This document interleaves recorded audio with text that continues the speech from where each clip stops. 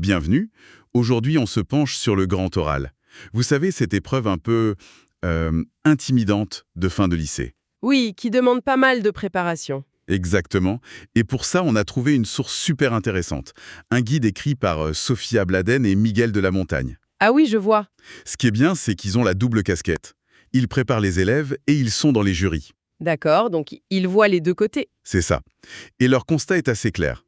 Souvent, les difficultés, c'est pas un manque de talent, c'est plutôt une question de méthode, quoi. C'est souvent le cas pour ce type d'épreuve orale. Alors, l'idée aujourd'hui, c'est de regarder ensemble les pièges qu'ils pointent le plus souvent, pour comprendre ce qu'il faut éviter, mais surtout pourquoi ça pose problème au jury. Bonne idée. Allons-y. Bon, le premier gros écueil, et c'est fondamental apparemment, c'est cette histoire de problématiser. Ah oui, On voit des élèves qui présentent un thème de façon très descriptive, mais il n'y a pas de tension, de vraies questions derrière. Ça justifie pas forcément 10 minutes de parole, en fait. c'est tout à fait ça. Et du point de vue du jury, c'est bloquant. Le guide parle d'une porte qui ouvre sur une discussion. D'accord. Si t'as pas cette porte, cette question claire qui invite à réfléchir, l'évaluation se limite à voir si l'élève sait réciter sa fiche. Ah oui, d'accord. On peut pas vraiment évaluer l'argumentation. Donc problématiser, en gros, c'est prendre un sujet et en faire une question précise à laquelle on va essayer de répondre. Logique. Et une fois qu'on a la question, il faut construire la réponse. Et là, deuxième piège. Oui. L'argumentation un peu faible. Oui, le manque de fond. C'est ça.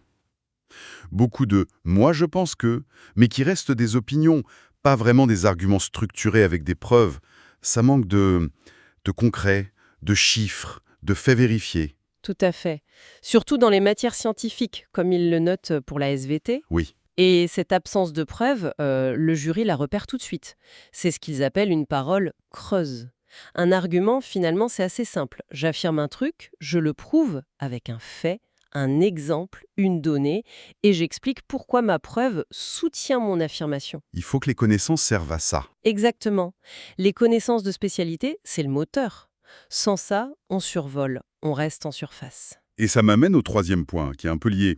Même si on a des arguments, la façon de les dire peut tout gâcher. C'est l'effet récitation.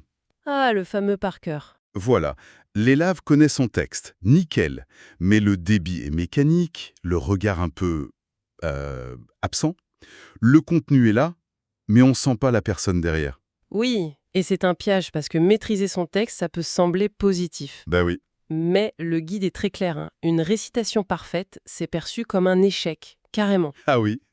Pourquoi? Parce que le jury, il teste pas la mémoire. Il veut voir une capacité à penser en direct, à jongler avec les idées, à interagir. D'accord. La récitation, ça ferme la porte à ça. Ça donne l'impression d'un truc tout fait, pas d'une pensée qui se construit. Il faut pouvoir penser son texte, pas juste le savoir. Je vois. Et ça rejoint un autre point, le sujet qui semble complètement déconnecté de l'élève. Oui, le sujet impersonnel. C'est ça. Le jury écoute, mais il se demande pourquoi lui il a choisi ça. Ça manque d'implication personnelle, quoi. Le guide parle d'éthos nul. L'orateur est absent de son discours. Exactement.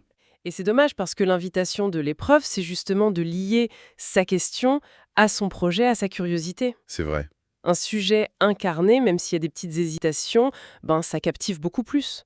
Le jury préfère sentir une personne qui réfléchit, qui partage un truc qui l'intéresse vraiment, plutôt qu'écouter une leçon apprise. C'est une rencontre, en fait. Tout à fait.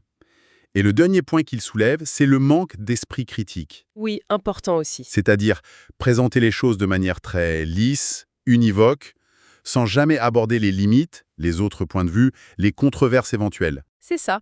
On a l'impression que tout est simple, alors que souvent c'est plus complexe. Voilà. Et montrer qu'on a conscience de ces nuances, des limites d'un modèle scientifique, des débats, c'est pas du tout une faiblesse. Au contraire. Ah bon? Ah oui, ça montre une maturité intellectuelle, ça prouve qu'on ne prend pas les savoirs pour argent comptant.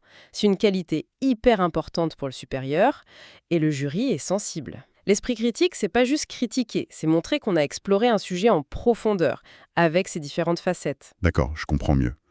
Donc, si on récapitule, bien problématiser, argumenter avec des preuves solides, incarner son propos et faire preuve d'esprit critique. C'est un peu ça les clés. Ça va bien au-delà de juste connaître son sujet. C'est vraiment la méthode de préparation qui compte, comme le dit le guide. Faut transformer ses écueils en plan d'action. Exactement. Et au fond, ça pose une question intéressante qui dépasse le grand oral, non? C'est-à-dire? Comment on peut intégrer durablement ces réflexes, problématiser, prouver, s'engager dans sa parole, douter intelligemment, dans toutes les situations où on veut partager une idée ou convaincre quelqu'un. C'est une compétence pour la vie, en fait.